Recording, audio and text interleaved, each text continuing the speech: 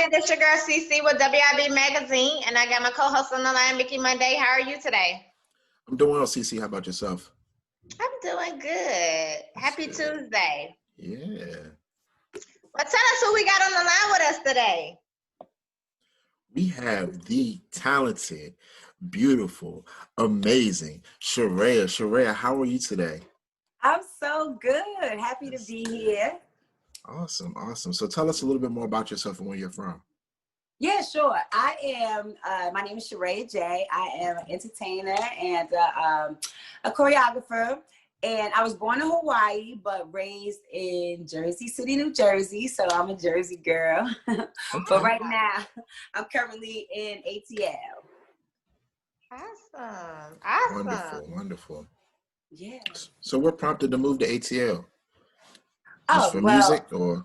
yes, definitely. Okay. Because I used to stay in New York and Jersey. And then, yes, when I first started working like hardcore, getting in the studio and everything, it was easier for me to kind of move around here and be in the mix. So I moved myself and my like intermediate family here with me, like my mom and my brothers and stuff. So we just been posted up here since.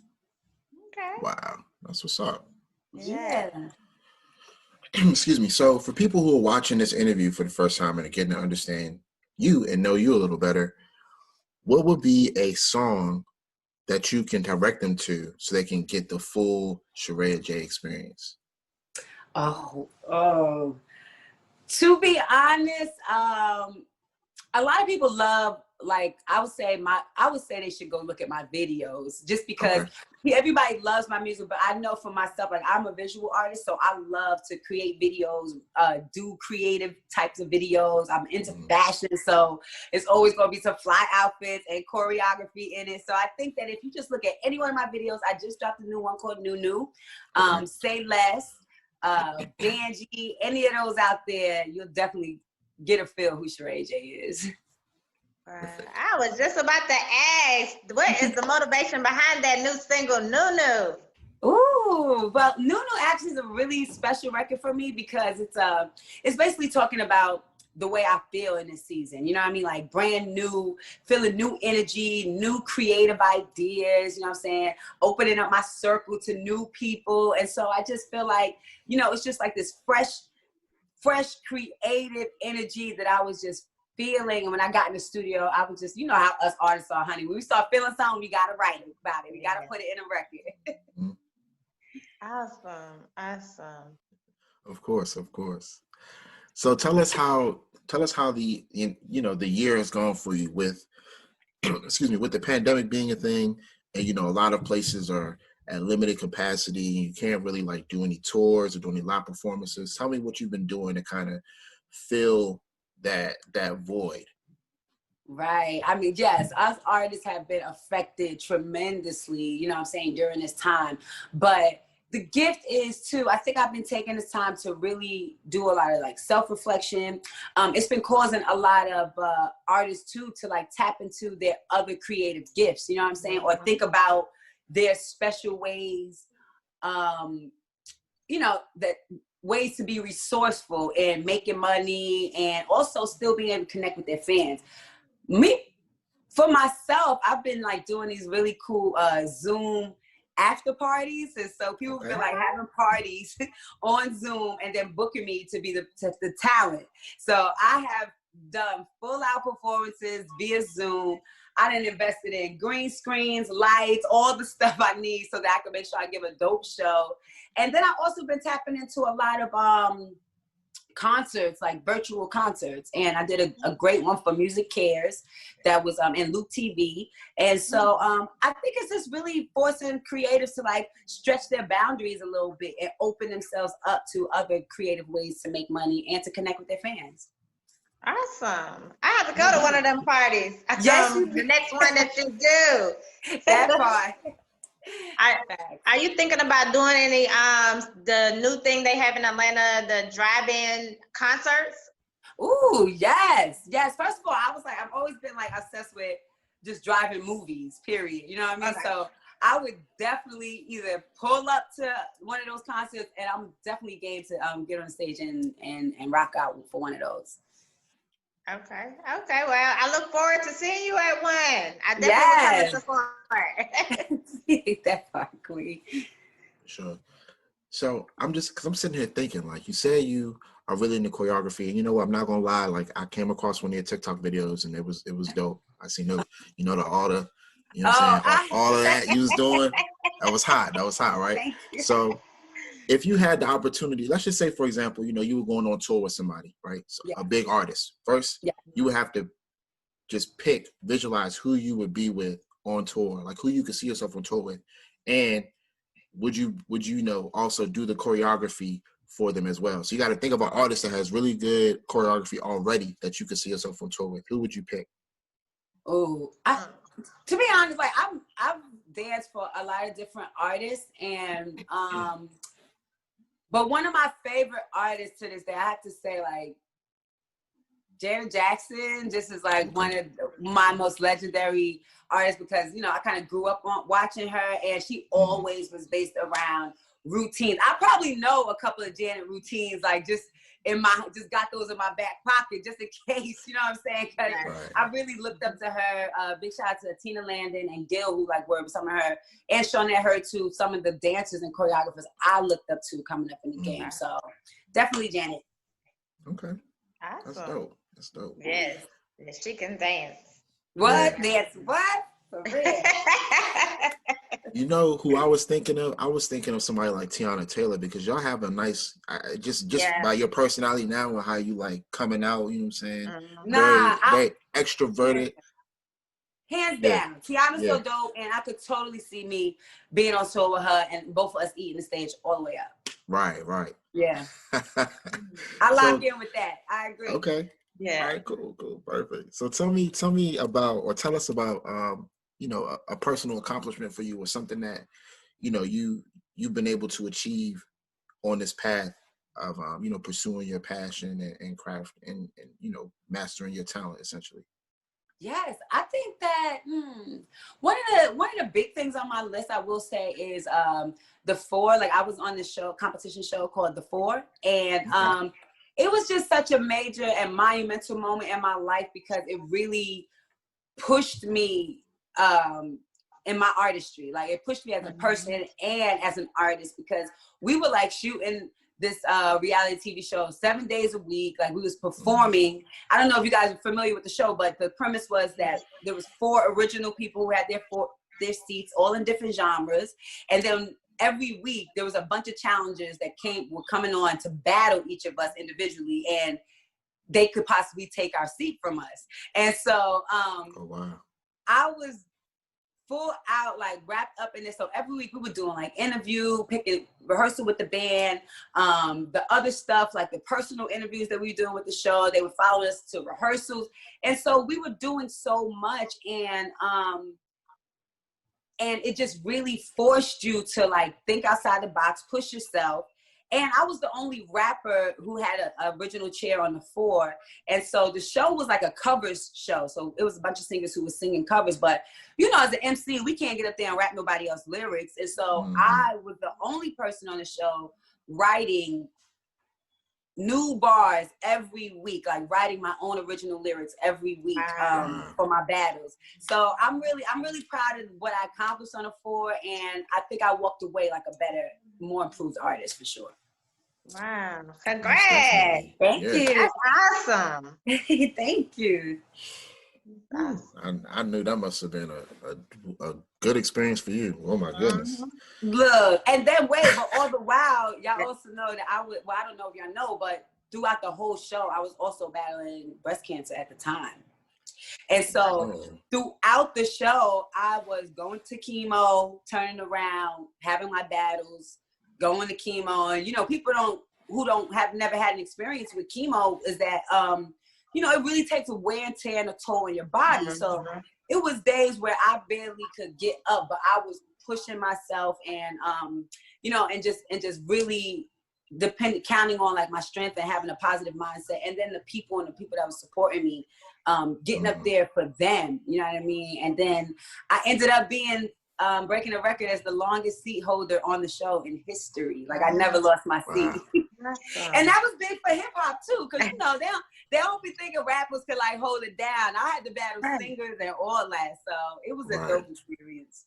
Wow. Oh Well, my prayers goodness. to you, and Yes. I mean that's just awesome, phenomenal. I mean, you're a Yeah. very strong lady, you know, to Woo. be able to go through all that. So for Right. definitely prayers. God is great. Yes, cancer free Yes. too. Awesome. Congrats. Yes. Congrats. What a That's blessing. amazing. A What a blessing. blessing. Mm. So in this time, what's a skill or hobby that you were able to pick up since you've had so much like opportunity to be in the house or Right. isolated? Mhm. Facts. I actually have picked up painting. Okay. Like it was something that I always been like into art anyway, because I used to get booked like when Art Basel down in Miami started really popping, like they started booking music artists to come and perform. And from the moment that I started doing those shows down there, I became more obsessed with art, like different types of art. And so I started looking a little bit more into it. And then one day I just bought a bunch of canvases and said, let me see what's shaking here. And I just started to, use it as a creative expression. Next thing you know, one of my homegirls is a writer, and she wrote this like a coffee table book. And she was like, yo, so I know you've been painting, like, what's good? Can you paint a couple of paintings that like coincide with my poems? I was 100% down, and the thing ended up coming out so great. And I think there's definitely a gift that I didn't know that I really, could excel in, but I'm glad that I had the downtime to find out. Yes. Yeah, That's a good absolutely. trade too. Yes, I love it. Let me see. And especially here in Atlanta, we have a lot of sip and paints that Yes. they do a lot here. So that would be really, really I love interesting. those too, right. But I had a question for you. Who are 3 of your artists that motivated you to be in the music industry?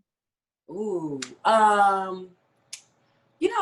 first hand, well, Biggie was my favorite lyricist. Like coming up on Biggie, I came up in the 90s, and so I was like obsessed with Biggie and Bad Boy, that whole movement. And then I really loved Aaliyah too. You know what I mean? When you're just talking about just the sauce, and I loved her effortless ability to kind of like just be herself and still shine, But I think hands down my favorite is Lauryn Hill to this day. Just because I love what she brought to hip hop, what she represented for hip hop and for women in hip hop. And she a Jersey girl too, so I always looked up to her. Okay. And behind the scenes of the music industry, what is one thing that's been a real big challenge for you? Ooh, I think, well, I will say that the stereotypes of like image in the business period has been something, because a while ago, a short story, but I created this movement a while ago called the Banji movement. And it's an acronym for be authentic, never jeopardize individuality. And the reason why I created that movement was because I remember having a meeting with some record executives one day, and they were just like, yo, we love your records. We think you have star quality. Like, we love everything about you, except before we give you a deal, we would like for you to, because back in the day, I've always been like real creative with my look and with fashion and all that. So I used to rock the blue Gumby. Like I said, I love the 90s. I came up in the 90s. So I love artists like TLC, and they did like their baggy clothes. And so that's pretty much where I was then in my career. And I remember him calling saying, yeah, so all we would need Sharaya to do is get a blue weave, because no female MCs are really rocking their hair like that. And then if she could just sex it up a little bit, show a little bit more skin. Honey, of course, I declined that deal, because my perspective was, if you thought I had great records and you thought I had talent and star quality, then that's what should have been priority, not, child, you need to show a little more skin, or, you know what I mean? Or even wear a weave, because I just feel like, who you are, you should be able to bring who you authentically are to the world. And as long as you're talented, then you should, then it should be accepted that way. So that was kind of what put the battery on my back for the Banji movement, to just, always love to skin you in. I support uniqueness and individuality, because everybody don't have to be followers. That's true. I agree with you 100%. like a couple years ago. I don't know. You remember the Jerk Boys that came out and they did that song called "You a Jerk"? Ooh.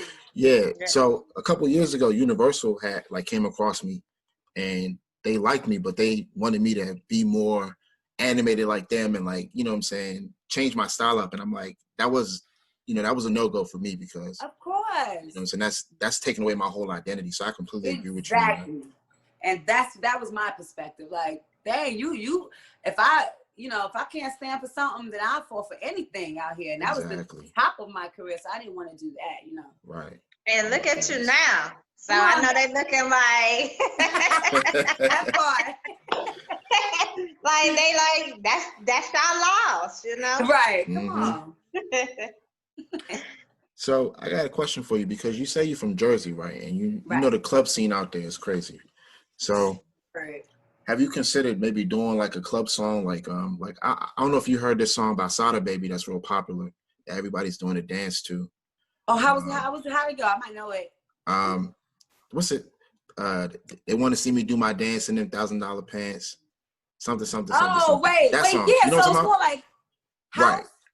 Well, yeah, like, because that's a Detroit thing. So, Detroit has like, they have their own, like, because that's where techno started. You know what I'm saying? Techno and like house started up in Detroit, Chicago. And then, yeah, exactly. So I'm saying, look, that's so funny you say that because I came up in Jersey in the Jersey club scene. Like I always loved Jersey club music. I always thought that it was just like ahead of its time, but it's always been like underground, you know what I'm saying, for a long time. So when I first put out my first record, Banji, that was a Jersey club beat. Shout out to DJ J Hood, big Jersey club DJ. And I'm a dancer too. So that style of music with dancers, like we was just obsessed with it. And so I definitely have love for that style of music. That was my first sound that I came out to the world with. And I still got a special love for Jersey club. Yeah, because and house music, period. Oh, most definitely. It's so underrated. I mean, Right. I'm from DC, but like, Baltimore's not too far. So, Baltimore club and New Jersey club, they got similar styles. So I already know. Baltimore, that's the right. Swing that. That was the first I heard. Swing that ish from Baltimore back in the day. So what's next for you for 2021? Right. I am so excited about the upcoming year. I went through like a really great time of like after the show, like I took some time off. I had to heal up a little bit because I just put everything I had in that show and I just needed like a little time to like rejuvenate. And so I personally was like, okay, boom, let me see when I'm gradually got back in the studio. So I've been back in the studio making some really great music. Like I said, I just dropped a new single called NuNu and a video. So that's out right now as we speak. Then I also am working on, I just signed up to do another show for television. I can't say the name of it yet, but it is on its way out. And I just got back from LA shooting for that show. And then another special project I just got casted for was they're doing like a musical rendition of Sister Act 2. Okay. Do you remember that movie? And so I'm very excited about that, working on that. And like I said, Lauryn Hill is one of my favorite MCs. So you already know when they told me Sister Act 2, I was like, sign me up. Wow. Yeah, it's funny you said that because I was watching. Just came across it. Like, it's not something that I usually watch, but I turned the TV on and Wendy Williams was talking to Whoopi Goldberg, excuse me. And she mentioned that they were working on Sister Act 2. So congratulations. Thank you. Thank you. Yeah. That's gonna be awesome. I can't wait. Like, I'm so souped about it. I'm not going to hold you. Yeah. I can't wait too. If I could find a way to get up there and watch you on Broadway. Look, say that. So you've told us a lot about what you do, what you're really good at, but can you tell us why? So what drives your passion and keeps you motivated moving forward? Wow. I actually came up, music has been in my life since I was a little girl. My father was in a 90s hip hop group called Double X Posse. And they had this record, I'm not going to be able to do it. Can you do it? Like back in the day, it was like real, like old school hip hop. But So since I was a little girl, I always was like wrapped and immersed in just the hip hop culture. Like my mom was a music head. My house was ciphers, studio time, tour, and all that. So I always be like, damn, I feel like music chose me because I didn't even, since I came out the womb, that was just like what my path was.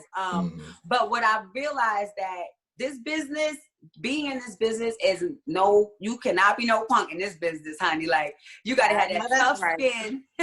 You gotta have that tough skin and no shit, but especially for female MCs in this business too. You know what I mean? We always gotta fight for our spot, you know what I'm saying, in this game. And so I think that just the idea of wanting to never give up and willing to fight tooth and nail for my dreams, you know what I mean? And I think that right there, believing in myself, keeps me going. So even when I get, you know, you get sometimes doors are closed. What I realized that in this business, you can get a million no's, but all you need is one yes, the right yes, and that'll take you to your next level. So I try to stay, you know what I'm saying, in that mindset, stay positive about it, and just push through.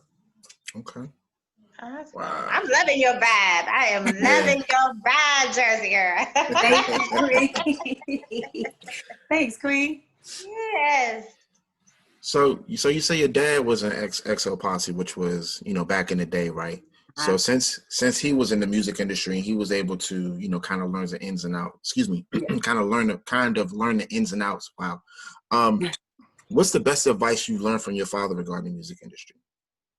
You know what? I think the best advice that I took from my father, or the best influence, I would say, because I wouldn't say it was like a piece of physical, like him saying something to me, but from a young age, I learned his work ethic. You know what I mean? And because he used to always write in the bathroom because it had the best acoustics. So when he played his instrumentals, what I know that I would see him go in the bathroom 9 p.m. He used to call it his office though. So I would see him go in his office at 9 o'clock at night. And when I got up for school the next morning, which was 8 o'clock in the morning, 7 o'clock in the morning, he would just be coming out of there when I would be going in there to brush my teeth. And I'd just be like, he was in there all night? But I think that unconsciously, it kind of gave me an example of the type of hard work and the hours, the man hours that you got to put in and dedicate to making it in this business. So I will say that. That's awesome. Yes, yes. Who are some artists you would like to collab with? Ooh, Kendrick. I love Kendrick Lamar.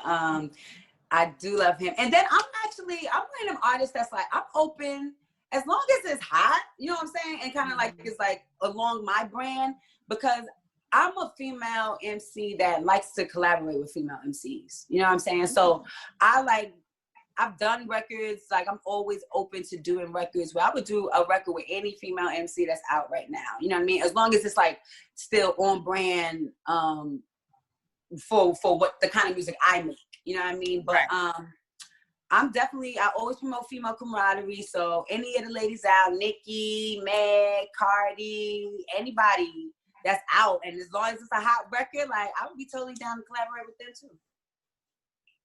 Okay. Awesome. But Kendrick, that's my one.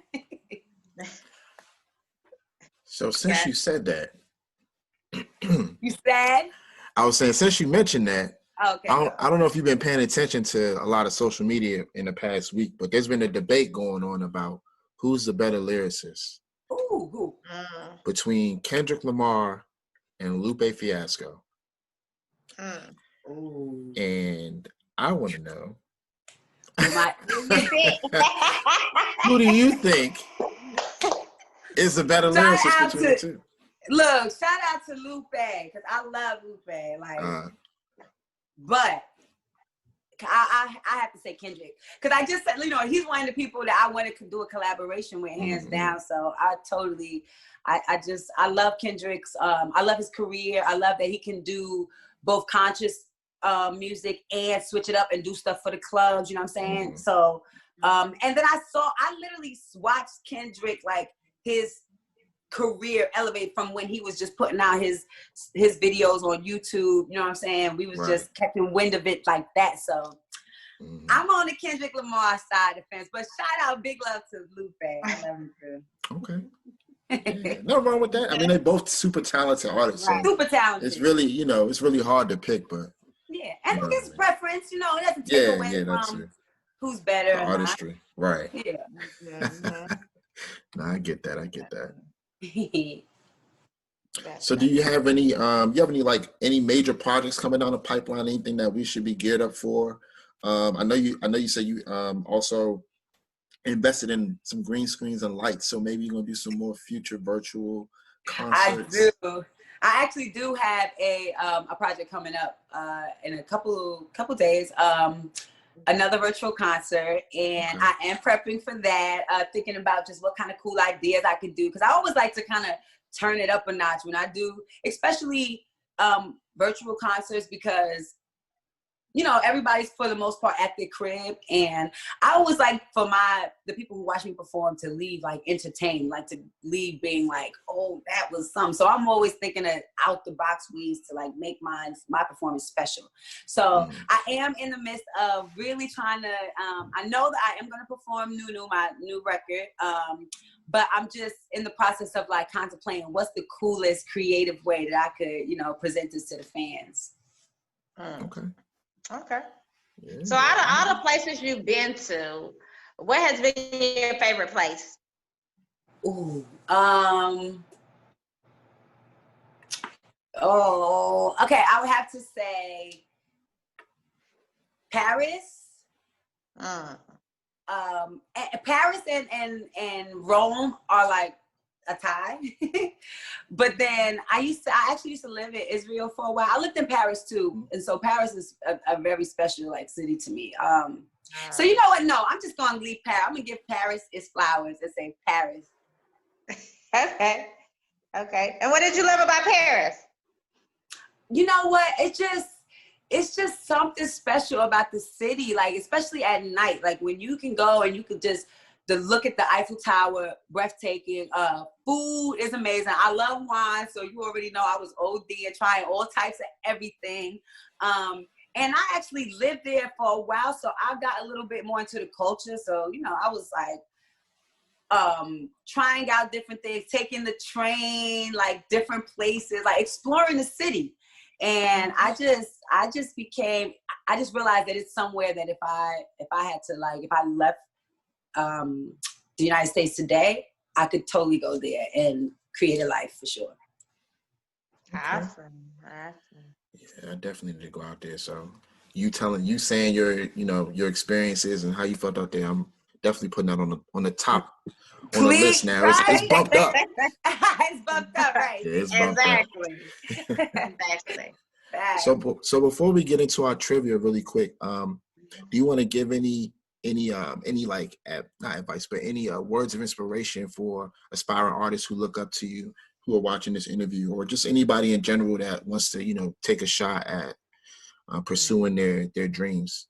Yes, I will say, and I always say this, believe in yourself. Like a lot of times, your vision for your life is only revealed to you at some points, you know what I mean? And other people won't see it until it actually manifests into fruition. So you have to believe in yourself, never give up, because I firsthand have realized that impossible is truly I'm possible. So I don't believe in things that, that you can't accomplish something because, you just never know the path that the creator has for you. So continue to believe in yourself and appreciate your uniqueness and your individuality, be yourself because everybody else is already taken. And there you have it. Awesome. Definitely. I was doing the same thing, like, yes. Right. Well, we have 2 trivia questions for you. Okay. Mine is, if you had to lose one of these, which one would it be? Sight, hearing, or your legs walking? And why? I'm going to say, oh my gosh, that is such a crazy one. But you know what? I would say, oh my God, I love to dance. So I'm like, dang, I love my legs. But that music, I couldn't. I'm going to say, oh my gosh, that's a hard one. You all like, you slick got me stumped because I'm like, all things. Okay, I'm going to say legs. Okay. Just because I'm like, well, maybe I could get prosthetics. Gotcha. Okay. Okay. Actually, a smart thing to say.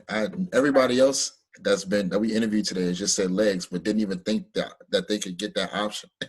Yeah, I'm like, well, maybe I can get prosthetics and then teach myself how to get busy on those. You know what I'm saying? Right. That's resourceful right there. So my trivia question is, which Disney character does your life most resemble? Or which Disney character's story does your life most resemble? Ooh, I would say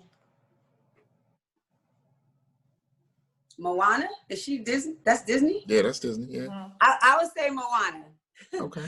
Mainly because, first of all, I literally almost cry every time I watch that animation because it's so beautifully done. But you know, like I said, my family. I'm from Hawaii, so when I first saw it, I really connected with the meaning of just water and just the natives, like and no shade, like my actual cousin was the voice of Moana. Oh wow. Wow. Yeah. So I'm like, that movie just always is something special for me. So, and my grandmother, I think in the movie, she was really close, like with her grandmother, and me and my grandma was like that too. Okay. So that was like an easy one for you. That was that part. But before we get out, can you tell everybody where they can follow you? Oh, of course. Yes, on IG, it is Banji Raya. That's BANJIRAYA. On Twitter, I'm Sharaya_J. And then everything else, Sharaya J and SharayaJ.com. Awesome.